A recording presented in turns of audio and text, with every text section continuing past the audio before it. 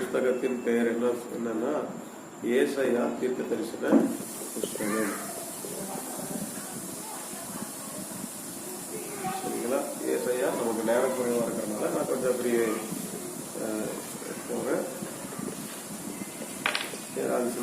சந்தேகம் தான் நீங்க கேட்கலாம், தாராளமான சந்தேகங்கள் கேட்கலாம். ஏசாயா தீர்க்கதரிசியின் புஸ்தகம். இதனால நம்ம பார்க்க இருக்கிற புஸ்தகம் என்னது? ஏசாயா தீர்க்கதரிசன புஸ்தகம். முதலாவது பைபிள்ல பாத்தீங்கன்னா 2 விதமான தீர்க்கதரிசிகளுடைய கூட்டங்களை நாம் பார்க்க முடியும். அதுல என்னன்னு சொல்லி பாத்தீங்கன்னா, பெரிய தீர்க்கதரிசிகளும் சிறிய தீர்க்கதரிசிகளும் என்று வேதம் அடையாளப்படுத்துகிறது. ஏசாயா, எரேமியா, எசேக்கியல், தானியல், ஓசியா இவங்கெல்லாம் பாத்தீங்கன்னா பெரிய தீர்க்கதரிசிகள் என்று சொல்லப்படுகிறது. அதுக்கப்புறம் மீகா, நாகும், அவகு, சக்கனியா, ஆகாய், சகரியா, மல்கியா இவங்கெல்லாம் பாத்தீங்கன்னா சின்ன தீர்க்கதரிசிகள் என்று சொல்லப்படுகிறது. எந்த அடிப்படையில சொல்லும் பொழுது அவங்க சொன்ன சாராம்சம், அவங்க சொன்ன தீர்க்க தரிசனத்துடைய தொகை அந்த அளவு இருக்கு. ஏசாயா தீர்க்க தரிசன புஸ்தகம் பார்க்கும்போது 66 அதிகாரங்களை உள்ளடக்கி இருக்கிறது. அந்த 66 அதிகாரம் நம்ம பைபிள்ல பார்க்கும் போது எத்தனை புஸ்தகம் இருக்குது? பைபிள் எத்தனை புஸ்தகம் இருக்குது? 66 புஸ்தகம் இருக்குது. அதே போல ஏசாயா புஸ்தகங்களும் 66 அதிகாரம். அதுல பைபிளை எப்படி 39க்கு 27 பிரிப்பாங்களோ, பழைய ஏற்பாடு புதிய ஏற்பாடு பிரிப்பாங்களோ, அதே போல ஏசாயா தீர்க்கதரிசன புஸ்தகமும் அதே போல அதுவே ஒரு புது பைபிள் மாதிரி. அதுல 2 பிரிவா நம்ம பிரிக்க முடியும். சரிங்களா? ஏசாயா அதுல 39 அதிகாரம் ஒரு பகுதியும், மீதமுள்ள 27 அதிகாரம் ஒரு பகுதியும் சொல்லக்கூடிய அளவுக்கு அந்த புஸ்தகத்தினுடைய காரியம். சரி, இப்போ இந்த புஸ்தகத்தினுடைய ஆக்கியோன்னா யார் எழுதினார் என்றது நம்ம பார்க்க போகிறோம். ஏசாயா என்னும் பேருக்கு கர்த்தர் ரட்சிக்கிறவர் அல்லது ரட்சிப்பு கர்த்தருடையது அர்த்தம். ஏசாயா நல்லா நம்ம இயேசு, நம்ம இந்த ஏசாயான்றது நம்ம கும்பிடுற, நம்ம ஆராதிக்கிற இயேசு கிடையாது. இவர் ஏசாயால நம்ம உச்சரிக்கிறதுல நமக்கு ஒரு காரியம் இருக்கணும். அப்போ ஏசாயான்னா என்ன அர்த்தம்னா கர்த்தர் ரட்சிக்கிறவர், ரட்சிப்பு கர்த்தருடையது என்பதுதான் இந்த ஏசாயாவோட பேருடைய அர்த்தம். அதே போல ஆமோஸின் குமாரனாக ஏசாயா என்று விவரிக்கப்பட்டுள்ளது. ஆமோஸுடைய குமாரன் தான் யாரு? இந்த ஏசாயா. ஆமோஸ் யூதாவின் ராஜாவான யோவாகாசின் மகனான அமாசியாவின் சகோதரர்களில் ஒருவன் என்று பாரம்பரியமாக நம்பப்படுகிறது. நான் சொல்றேன், அப்படியே நீங்க காதால கேளுங்க. கேட்க ஒரு சில உங்களுக்கு அந்த விஷயங்கள் புரியும். அவனுக்கு திருமணமாகி 2 குமாரர்கள் இருந்தார்கள். ஒருவன் சேயார் யாகு, மற்றவன் பேர் மாகேர் சாலால் அஸ்பாஷ். சரிங்களா? ஏசாயாவுக்கு 2 பசங்க பேர் என்ன? ஏசாயோட 2 குமாரன் பேர் என்ன? சேயார் யாகு, இன்னொருத்தர் பேரு மாகேர் சாலால் அஸ்பாஷ். மாகேர் சாலால் அஸ்பாஷ். சில பேரு பைபிள்ல ஒரு பெரிய பேர் எதுன்னு கேட்டீங்கன்னா இந்த மாகேர் சாலால் அஸ்பாஷ் ஏசாயோட மகனுடைய பேர். சரிங்களா?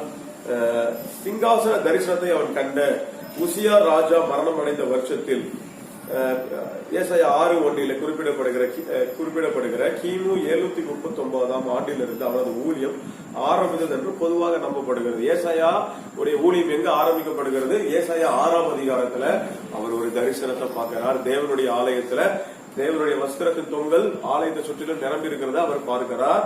அவர் ஒரு தரிசனத்துல என்ன பார்க்கிறாரு? தேவன் உயரமும் உன்னதமான சிங்காசனத்துல அவர் வீற்றிருக்கிறதை பார்க்கிறார். பார்த்தவனே ஷாக் ஆயிட்டு அவர் சொல்றாரு, நான் அதமாயிட்டேன், ஐயோ நான் அதமானே, நான் ஒரு அசுத்த உதடுகளுள்ள மனுஷன். பொதுவாகவே பழைய ஏற்பாட்டு காலத்துல பாத்தீங்கன்னு சொன்னா, தேவனை ஒரு மனுஷன் கண்டுட்டான்னு சொன்னா அவன் மறித்து விடுவார்கள் சொல்லி அவங்களுக்கு பயம். அதனால ஐயோ தேவனை நான் பார்த்துட்டேன்னு சொன்னாலே அவங்களுக்கு நான் ஒரு அசுத்தமானவன், உன்னதமான தேவனை என் கண்கள் கண்டது, அதமானேன்னு சொல்லும் பொழுது அப்போ என்ன நடக்குது? அவர் அந்த சொப்பனத்துல பார்த்து தரிசனத்துல பார்த்து கொண்டே இருக்கும் பொழுது ஒரு தூதன் என்ன செய்கிறான்? அக்கினி குரட்டை எடுத்துக்கொண்டு வந்து, அக்கினி தலலை எடுத்துக்கொண்டு வந்து, நீ அசுத்த உதடுள்ள மனுஷன் தான், ஆனாலும் இப்பொழுது நெருப்பு தலலை அவனுடைய நாவின் மேல ஊற்றுகிறான். அப்போ அவன் என்ன பண்ணுகிறான்? அந்த நெருப்பு தலல் அவன் மேல ஊற்றப்பட்டதுனால உன்னுடைய பாவம் நிவர்த்தி ஆகிவிட்டதுன்னு அந்த தூதன் சொல்றான். அப்பதான் அவருடைய ஊழியம் கிமு 739 ஏசாயோட ஊழியம் ஆரம்பிச்சது. சரிங்களா? இந்த ஏசாயா பார்த்து ஆண்டவராக இயேசு கிறிஸ்து நிறைய இடத்துல சொல்லி இருக்கிறார். அதுக்கு உதாரணம் கேட்டீங்கன்னு சொன்னா, ஒரு இடத்துல ஜனங்க வொர்ஷிப் பண்றதுக்கு வரும்போது ஆண்டவர் சொல்லுவார், என்ன சொல்றாருன்னா, இந்த ஜனங்கள் எங்கிட்ட விருதாவா எங்கிட்ட வராங்க, அவங்க வாயினால கனம் பண்றாங்க. ஆனா இங்க உள்ள எங்க இருக்குது? தூரமா இருக்குது. உதடு துதிக்குது கர்த்தரை, ஆனா அவங்க இருதயம் தூரமா இருக்குது ஆண்டவர் அங்க சொல்றது. இதை ஏசாயால சொல்லியிருக்கிறான், நல்லா சொல்லியிருக்கிறான்னு இயேசு கிறிஸ்து அடிக்கோள் காட்டுகிறார். சரிங்களா? சோ அவனோட ஊழியம் 739 ஆரம்பிக்குது. ஏசாயா 6ஆம் அதிகாரத்துல ஆரம்பிக்குது. உசியாவின் மரணம் சம்பவித்த போது ஏசாயா இளைஞனாய் இருந்தான் என்று எடுத்துக்கொண்டால் அவனது மரணம் சம்பவித்த கிமு 680 அவனது வயது சுமார் 70 அல்லது 80 இருந்திருக்கலாம். உசியாவின் மரணத்தை வச்சு கணக்கிடும் பொழுது இப்ப ஏசாயாவுடைய வயசு அந்த டைம்ல 70 வயசு இல்ல 80 வயசு இருந்திருக்கலாம் அந்த டைம்ல, ஊழி செய்ய டைம்ல அப்படின்னு ஒரு கணக்கு சொல்றாங்க. ஆகவே சுமார் 60 ஆண்டுகள் ஜனங்களை கர்த்தரிடமாய் திருப்பும் ஊழியத்தை தீர்க்கதரிசி மேற்கொண்டான் என்று கருத்து உண்டு. எத்தனை வருஷம்? 60 வருஷம் கர்த்தருடைய ஊழியத்தை சொல்லி ஜனங்களை கர்த்தர் பக்கமாக திருப்புகிறது தான் தீர்க்கதரிசியுடைய வேலை. தீர்க்கதரிசிகள் யாருன்னு கேட்டீங்கன்னா கர்த்தருடைய வாய். கர்த்தர் என்ன சொல்றாங்களோ அதை போய் அப்படியே சொல்லணும். சரிங்களா? 60 வருஷம். அதே போல யூதாவின் 4 ராஜாக்களான உசியா, யோதாம், ஆகாஸ், எசேக்கியா ஆகியோரின் நாட்களில் அவன் தீர்க்க தரிசனம் உரைத்தான். யூதாவின் 4 ராஜாக்கள். யூதா ராஜா இந்த ராஜாக்கள் பேர் ஞாபகம். உசியா ராஜா, யோதாம் ராஜா, ஆகாஸ், எசேக்கியா. இவங்களை பத்தி அதிகமா படிக்கும். உசியா, யோதாம், ஆகாஸ், எசேக்கியா இவங்க மத்தியில இவர் ஊழியம் செய்திருக்கிறாரு, தீர்க்க தரிசனம் உரைத்திருக்கிறாரு. இந்த ராஜாக்கள் பேரை நீங்க யூதா ராஜாக்கள் பேரை மனசுல வச்சுக்கோங்க. அடுத்து யூதர்களின் பாரம்பரிய நம்பிக்கையின்படி மனாசே ஆட்சிக்கு வந்து சில ஆண்டுகளில் ஏசாயாவை கொலை செய்தான்.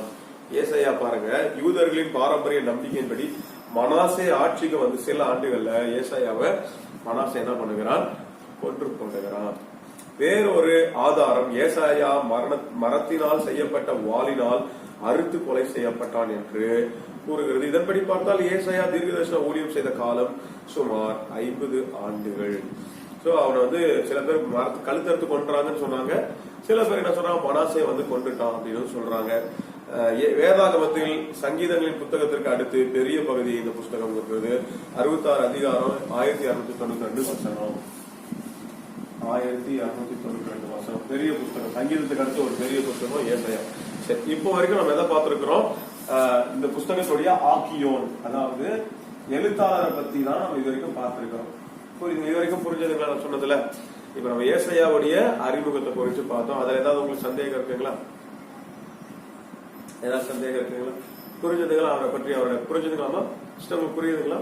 நம்ம எதை படிச்சோம்? தீர்க்கதரிசி அவரை ஏசாயா பற்றி அவர் எத்தனை வருஷம் ஊழியம் செஞ்சாரு, எப்ப தரிசனம் பெற்றுக்கொண்டாரு, அந்த புஸ்தகத்துடைய ஆத்தரை குறிச்சு பார்த்தோம். இப்ப என்ன பார்க்க போறோம்? அடுத்த தலைப்பு ஏசாயா தீர்க்கதரிசியின் புஸ்தகத்தின் முக்கியத்துவம். ஏன் இந்த புஸ்தகம் ரொம்ப முக்கியத்துவம் வாய்ந்தது அதை குறித்து பார்க்க போறோம். ஃபர்ஸ்ட் ஆக்கியோனை குறித்து பார்த்தோம். இந்த தலைப்பை ஞாபகம் வச்சுக்கோங்க. ஃபர்ஸ்ட் எதை பார்த்தோம்? ஆக்கியோன். ஆக்கியோன்னா அது எழுதுகிறவர். அடுத்து முக்கியத்துவம். இந்த முக்கியம் ஏன் முக்கியம்? பொதுவாக தீர்க்க தரிசனம் உண்மையான தீர்க்க தரிசனம் ரொம்ப ரொம்ப அவசியம், முக்கியம். ஏன்னா உண்மையான தீர்க்க தரிசனம் நம்மள உயிர்ப்பிக்கும், தீர்க்க தரிசனம் நம்மளை கட்டி எடுக்கும், தீர்க்க தரிசனம் நம்மள எரேமியால சொல்லுவாங்க பாத்தீங்களா, கட்டவும் இடிக்கவும் நாட்டவும் பிடுங்கவும் நான் உன்னை ஏற்படுத்தினேன். அப்ப தீர்க்க தரிசனம் கொல்லவும் செய்யும், தீர்க்க தரிசனம் உயிர்ப்பிக்கவும் செய்யும். தீர்க்க தரிசனம் இல்லாத இடத்துல ஜனங்க என்ன பண்ணிடுவாங்கன்னா சீர்கெட்டு போயிடுவாங்கன்னு சொல்லி நீதிமொழிகள் 29 பார்க்க முடியும். சரி, இப்போ முக்கியத்துவத்தை குறித்து பார்க்கலாம். ஏசாயாவின் தீர்க்க தரிசனங்கள் அவனது காலத்தின் சம்பவங்கள் மற்றும் நபர்கள் சம்பந்தப்பட்டவர்களாகவும் முழு மனித இனத்தையும் பாதிக்கக்கூடிய எதிர்காலத்தின் சம்பவங்கள் சம்பந்தப்பட்டவர்களாக இருந்தன. அவருடைய தீர்க்க தரிசனம் பொதுவா பாத்தீங்கன்னா காலத்தின் சம்பவங்கள் மற்றும் நபர்கள் சம்பந்தப்பட்டவர்களாகவும் முழு மனித இனத்தையும் பாதிக்கக்கூடிய எதிர்காலத்தின் சம்பவங்கள் சொல்லியிருக்காரு. முழு மனித இனத்தையும் பாதிக்கிற மாதிரி அவர் எதிர்கால சம்பவங்களை சொல்லியிருக்காரு. முழு மனித இனத்தையும். ஏசாயா தீர்க்கதரிசனத்துல வருகையை பற்றிய காரங்கள் அதிகமா சொல்லப்பட்டிருக்கிறது. அந்த நாள் மப்பு மந்தாரமான நாள், இக்கட்டான நாள், இந்த நாள் வரல இது வரைக்கும் வரும்னு சொல்லி ஏசாயா சொன்னார். அவர் சொன்ன தீர்க்க தரிசனம் நிறைய நிறைவேறிச்சு. இயேசு கிறிஸ்து வருவான்னு யாரு சொன்னது? ஏசாயா சொல்லி இருக்கிறார். என்ன சொன்னாரு? உங்களுக்கு ஒரு குமாரன் கொடுக்கப்படுவார், அவர் கர்த்தத்துவ தோளின் இருக்கும், அவர் நாமம் அதிசயமானவர், ஆலோசனை கர்த்தர், வல்லமையுள்ள தேவன், நித்திய பிதா, சமாதானம். நடந்துச்சுங்களா இல்லையா? நடந்துச்சுன்னா இது நீங்க சப்ஜெக்ட், இது பிரசவம் கிடையாது, இது நம்ம ஒரு பாடம் கற்றுக்கொள்ளுகிறோம். அதனால நீங்க சந்தேகம் இருந்தா கேட்கலாம். சரிங்களா? அப்போ அவர் சொன்ன தீர்க்க தரிசனங்கள் நடந்திருக்கிறது. அவர் முழு மனித இனத்தையும் பாதிக்கிற மாதிரி தீர்க்க தரிசனம் சொன்னார். அதனால இந்த புஸ்தகம் முக்கியம். அடுத்து அவனது பிரசித்தி பெற்ற தீர்க்க தரிசனம் இரட்சகரின் பிறப்பை குறித்து 700 ஆண்டுகளுக்கு முன்னே உரைத்த, இதோ ஒரு கன்னிகை கர்ப்பவதியாகி ஒரு குமாரனை பெறுவாள், அவருக்கு இமானுவேல் என்று பெயரிடும். அவர் சொன்ன முக்கியமான தீர்க்க தரிசனம் இயேசு பிறப்பார். பிறந்தாருங்களா இல்லீங்களா? பிறந்து நம்மளை ரட்சித்திருக்காரா இல்லீங்களா? சோ அவர் சொன்ன தீர்க்கதரிசனம் நிறைவேறிவிட்டது. அடுத்து கிறிஸ்துவின் ஓமைகளான காதார கேட்டு உணராது இருப்பார்கள். அவர் சொல்லியிருக்கார், இந்த ஜனங்க காதால கேட்பாங்க, உணராது இருப்பாங்க, கேட்டாலும் உணராது இருப்பாங்க. இது ஏசாயா சொல்றாரு. அடுத்து இவர் சொன்ன தீர்க்க தரிசனம் மேசியா ஜனங்கள் இடறுகிற கண்மலையா இருப்பார். இவர் சொன்ன தீர்க்க தரிசனம். அப்புறம் கிறிஸ்துவின் ஊழியம் கலிலேயாவில் ஆரம்பமாகும். கிறிஸ்துவோடைய ஊழியம் எங்க ஆரம்பமாகுமா? கலிலேயாவில். அங்கதானே ஆரம்பிச்சாரு. ஏசப்பா கடல் வழியா போயிட்டு எல்லாம் பிணைய வாரங்கள் கூப்பிடுறாரு, ஸ்டார்ட் அப். அது இவர் சொல்லிதான் அவர் சொல்லியிருக்கிறார். அடுத்து இயேசு புறஜாதியை இழுத்துக் கொள்ளுவார். இவர் சொல்லியிருக்கிறார். இவர் புறஜாதி என்ன பண்ணுவார்? இழுத்துக் கொள்ளுவார். அந்த தீர்க்க தரிசனம் நிறைஞ்சிச்சா நிறைவேறீங்களா? எத்தனையோ பேர் திரளான ஜனங்கள் அவர் பின்னே போனார்கள். அடுத்து இயேசுவின் ஊழியம் அற்புதங்கள் நிறைந்ததா இருக்கும் அப்படின்னு இவர் சொல்லியிருக்காரு. அவருடைய ஊழியம் எப்படிப்பட்டதா இருக்குமாமா? அற்புதம் நிறைந்ததா இருக்குமா? அற்புதம் செய்தாருங்களா இல்லைங்களா? இயேசு 38 அற்புதங்களை செய்திருக்காருன்னு வேதம் பதிவு செய்கிறோம். அடுத்து மேசியாவுக்கு முன்பாக வழியை ஆயுதப்படுகிற ஒருவன் இருப்பான். யார் அது? மேசியாவுக்கு முன்பாக வழியை ஆயுதப்படுத்துற ஒருத்தன் இருப்பான். அது யாரு? யோவான். அதை யார் சொன்னது? தீர்க்க தரிசனம். காற்றினால் அசையும் நாளையில பாப்பீங்க, வடாதத்தை கூப்பிடுகிற ஒரு சத்தம் இருக்கும். இது எங்க சொன்ன தீர்க்க தரிசனம்? ஏசாயா சொன்ன தீர்க்க தரிசனம். அடுத்து இயேசு புறஜாதியாரின் அமைதியுள்ள மீட்பராய் இருப்பார். இவர் சொன்ன தீர்க்க தரிசனம். அடுத்து இயேசு அசட்டை பண்ணப்பட்டவரும் கைவிடப்பட்டவருமாய் இருப்பார். 53ஆம் அதிகாரத்தில் சொல்லப்பட்டிருக்கிறது. அவர் அசட்டை பண்ணப்பட்டிருப்பார், அவர் கைவிடப்பட்டிருப்பார். சிலுவையில் நடந்துச்சுங்களா? அவர் கைவிடப்பட்டவரா இருந்தார். அதே போல இதெல்லாம் அவர் சொன்ன தீர்க்க தரிசனம். மேசியா பரியாசம் செய்யப்பட்டு உதாசீனப்படுத்தப்படுவார். மேசியா நியாய தீர்ப்பு செய்யும் சகல அதிகாரத்தை உடையவராக இருப்பார். மேசியா தமது ஆவியை ஊற்றுவார். இயேசுவின் 2ஆம் வருகை முன்னறிவித்தான். அப்பொழுது சேனைகளின் கர்த்தர் சியோன் மலையிலும் எருசலேமிலும் ஆளுகை செய்வதால் சந்திரன் கலகும், சூரியன் நாணமடையும், அவருடைய மூப்பர்களுக்கு முன்பாக மகிமை உண்டாயிருக்கும். இந்த தீர்க்க தரிசனம் எல்லாம் ஒரு சிலது நிறைவேறி இருக்கிறது, ஒரு சிலது நிறைவேற போகிறது, நிறைவேறி கொண்டிருக்கிறது.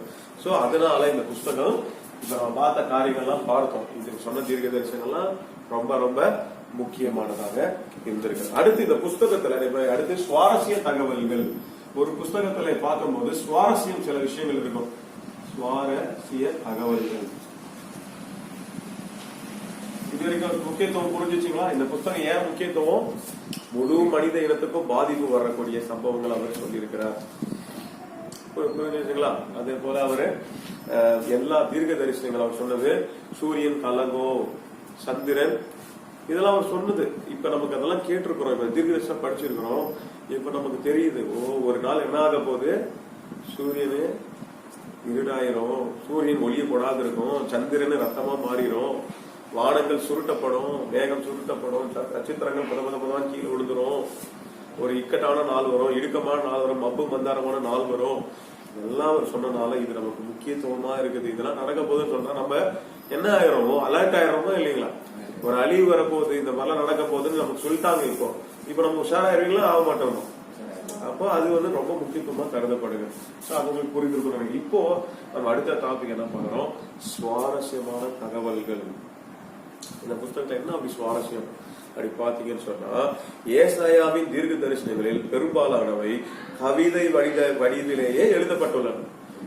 எந்த புத்தகம் அதிகமா நீங்க படிச்சு பாத்தீங்கன்னா கவிதை வடிவிலேயே இருக்கும். 40ஆம் அதிகாரத்துல அவர் என்ன சொல்றாரு, 41 சொல்றாரு, பயப்படாத தேவனாய் கர்த்தராய் இருக்கிற நான் உன் வலது கையை பிடித்து பயப்படாதே, நான் உனக்கு துணை நிற்கிறேன், மனுஷன் புல்லை போல ஒளிந்து பதரை போல ஒளிந்து போவான். 41 அப்படியே சொல்லுவான். அவனுடைய நாட்கள் புகை போல இருக்கிறது. அப்படியே தான் பண்ணுவாங்க. ஏசாயா 61 சொல்லப்படுகிறது, சாம்பலுக்கு பதிலாக சிங்காரம், ஒடுங்கின ஆவிக்கு பதிலாக உற்சாக ஆவி, அதே போல தரித்திரருக்கு சுவிசேஷம், அதே போல நட்படுத்துவதற்கு பதிலாக ரதாம்பரம், சாம்பலுக்கு பதிலாக சிங்காரம். இதெல்லாம் எவ்வளவு ரைமிங்கா வந்து பாத்தீங்களா? இது ஒரு சுவாரஸ்யம். இதை எடுத்து நம்ம கவிதைக்கு கூட யூஸ் பண்ணலாம். அதனால இந்த ஒரு புஸ்தகம் சுவாரஸ்யமான தகவல்.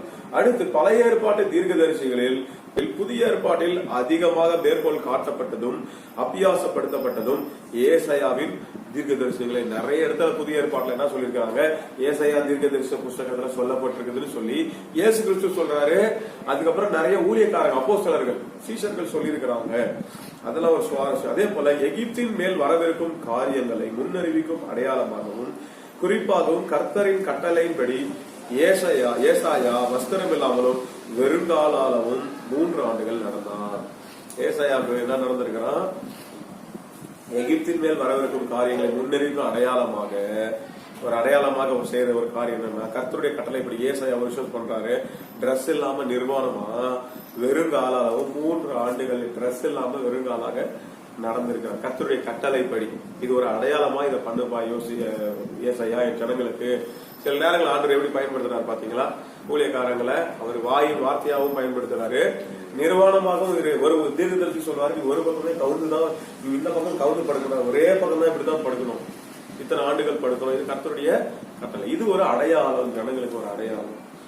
அதனால இது ஒரு சுவாரஸ்யம். அதே போல எசேக்கியாவின் மரணத்துக்கு ஏதுவான காயம் குணமடைந்து அவன் உயிர் பிழைக்க அத்திப்பழம் செய்யப்பட்ட மருந்தை ஏசாயா பயன்படுத்த சொன்னான். இந்த சம்பவம் உங்களுக்கு நல்லா தெரியும். எசேக்கியா தீர்க்கதரிசி, எசேக்கியா ராஜா, அவன் செத்துருவான், நல்ல உத்தமமா தான் இருந்திருக்கிறான். ஆனா அவனுக்கு ஒரு வியாதி வந்துருச்சு.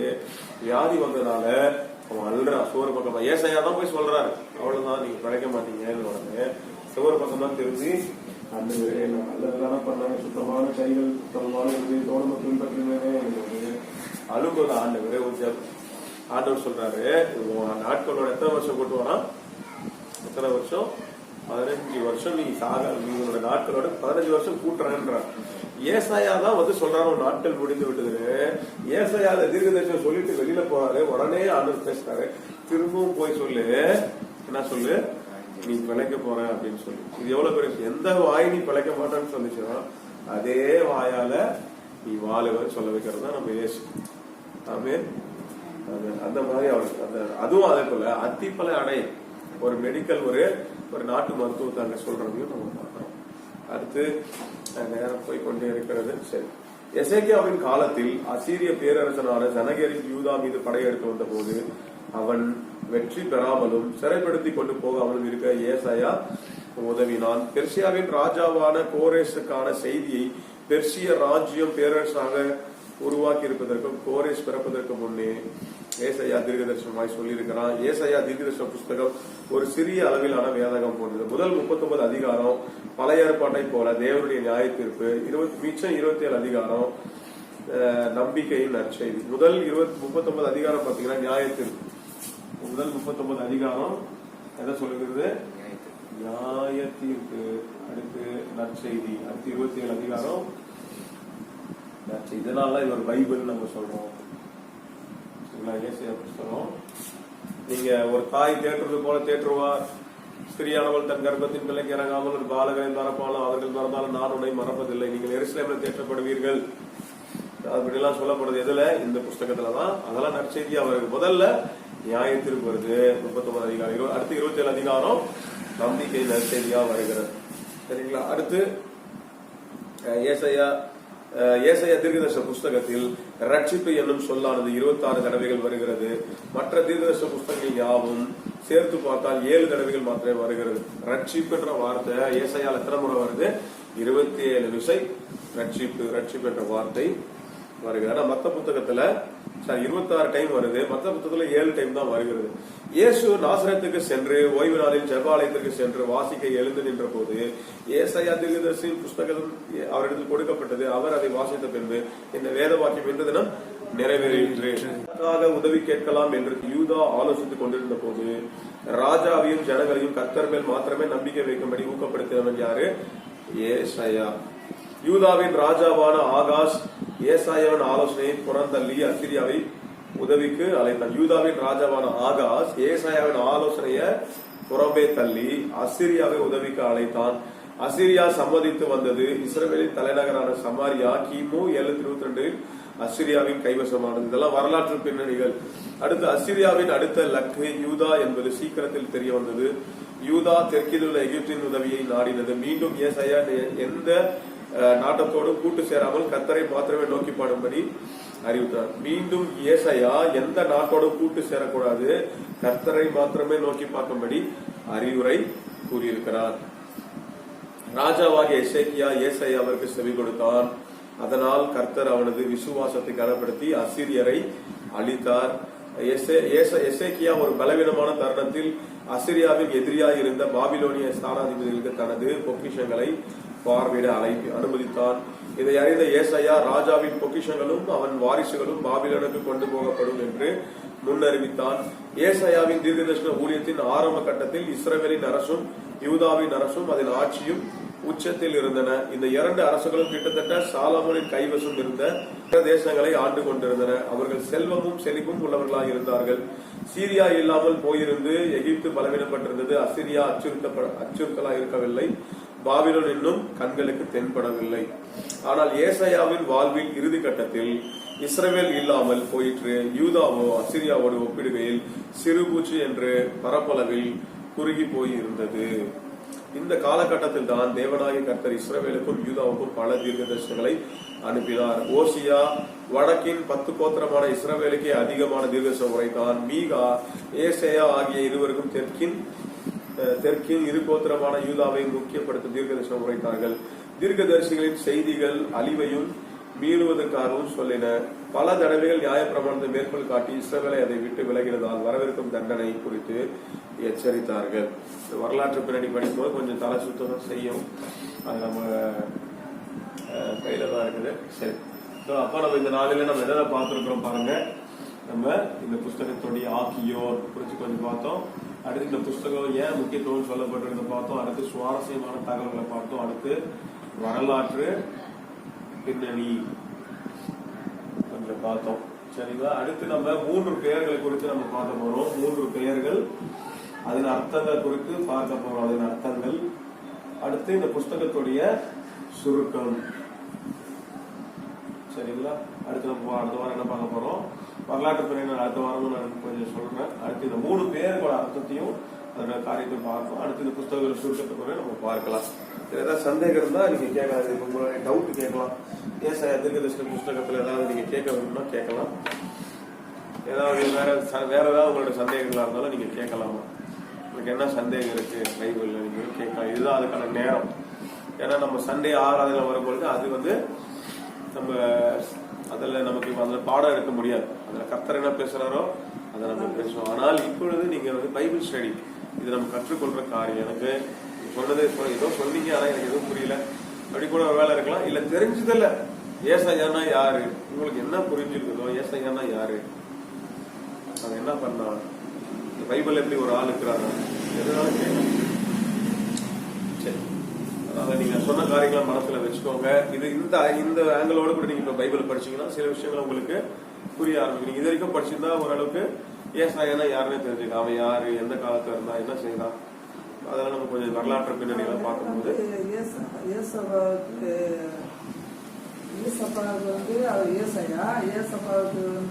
ஒரு தூதரா இருந்தாரா. இந்த ஏசாயான்றவர் அவருக்கு கல்யாணம் ஆகி 2 பசங்க இருந்திருக்கிறாங்க. அவர் நம்மள போல ஒரு மனுஷன். அவர் எந்த காலத்துல கிமு 739 ஆண்டுகள்ல இருந்திருக்காரு. கிட்டத்தட்ட எத்தனை வருஷம், இயேசு 2000 வருஷம் ஆச்சு. அப்பனா அவரு 4000 வருஷத்துக்கு முன்னாடி தீர்க்க தரிசனம் உரைத்திருக்கிறார். இயேசு கிறிஸ்துவ பத்தி எல்லாம் சொல்லியிருக்கிறார். அவர் ஒரு தீர்க்கதரிசி. அவர் சொன்ன தீர்க்க தரிசனங்கள் தான் ஏசாயான்ற புஸ்தகம் பைபிள்ல இருக்குது. அவர் என்ன கர்த்தர் அவர்கிட்ட பேசினாரோ அவர் அதை எடுத்து உரைத்திருக்கிறாரு. அந்த அவர் இருந்த காலத்துல இருந்த ராஜாக்கள் காலத்துல அவர் என்னென்னலாம் சொல்லியிருக்காரு, அங்க என்னென்னலாம் விஷயம் நடந்தது, அவர் இருந்த ராஜாக்கள் காலத்துல அவர் யாரெல்லாம் காப்பாத்திருக்கிறாரு, அவருக்கு யாரு இந்த ஏசாயாவுக்கு யார் உதவியா இருந்தாங்க, இதெல்லாம் சொல்றதுதான் இந்த ஏசாயாவுடைய புஸ்தகத்துடைய காரியம். அதனால அவர் ஒரு சாதாரணமான மனுஷன். ஆனா எப்படி தீர்க்கதரிசனம் சொன்னாங்கன்னு பார்க்கும்போது தேவனுடைய மனிதர்கள் தேவனுடைய ஆவியினால ஏவப்பட்டு தீர்க்க தரிசனங்களை உரைத்தாங்க. அவங்களுடைய சுயத்திலேயோ சுய அறிவிலையோ அவங்க சொல்லல, தேவனுடைய ஆவியானவர் சொன்னதுதான் சொன்னாங்க. அவங்க சொன்னதெல்லாம் நடந்திருக்கா, ஆவியானவர் ஊற்றப்படுவார் அப்படின்னு சொல்லி பள்ளங்கள் எல்லாம் நிரப்பப்படும், கரடப்படும், அதெல்லாம் நடக்குதா இல்லைங்களா? இப்போ அதெல்லாம் ஆவியானவர் வனாந்தரம் வயல்வெளி ஆகும், பாலானது பயிரிழமாகும். ஆவியானவர் குறித்து சொல்லப்படுது. அதெல்லாம் இன்னைக்கு நடக்குது. அதான் சொன்னதெல்லாம் நடந்துச்சு. அதனால அந்த புஸ்தகம் அதே போல 2 விதம் நீங்க புரிஞ்சுக்கலாம். இந்த புத்தகம் சுருக்கமா சொன்னா 39 அதிகாரம் நியாய தீர்ப்பு சொல்லிட்டே. நியாய தீர்ப்புனா அந்த இஸ்ரவேல் ஜனங்க பின்வாங்கி போறாங்க. அதுக்காக தான் இவங்க பின்வாங்கும் போது கர்த்தர் ஒரு மனுஷன் எழுப்பி பேசுறாரு. மறுபடியும் அவங்க மனம் திரும்ப நற்செய்தி ஆண்டவரே அனுப்புறார். அவர் தாயை போல தேற்றுவேன், பிள்ளை பெறாத மலடியே மகிழ்ந்து கலிகூறு, கர்த்தர் உனக்கு நல்லான பிள்ளைகளை உனக்கு கொடுப்பாரு, வானம் எனக்கு சிங்காசனம் பூமி எனக்கு பாதபடி அப்படின்லாம் ஆண்டுறாங்க. ஏசாயால கடைசியில முடிவடையும். சரிங்களா? 53ஆம் அதிகாரத்துல எவ்வளவு பேர் நற்செய்தி பாத்தீங்களா? அவர் என்ன சொல்றாரு? அக்கிரமங்களுக்காக உங்களுடைய அக்கிரமங்களுக்காக அவர் நொறுக்கப்பட்டார், உங்களுடைய பாடுகளுக்காக அவர், உங்கள் வீரர்களுக்காக அவர் காயப்பட்டார், அக்கிரமங்களுக்காக அவர் நொறுக்கப்பட்டார், நமக்கு சமாதானத்தை உண்டு பண்ணுகிற ஆக்கினை அவர் மேல வருகிறது, எல்லாரும் அக்கிரமத்தையும் அவர் மேல விளப்படுகிறார். எவ்வளவு பேருக்கு நற்செய்தி பாத்தீங்களா?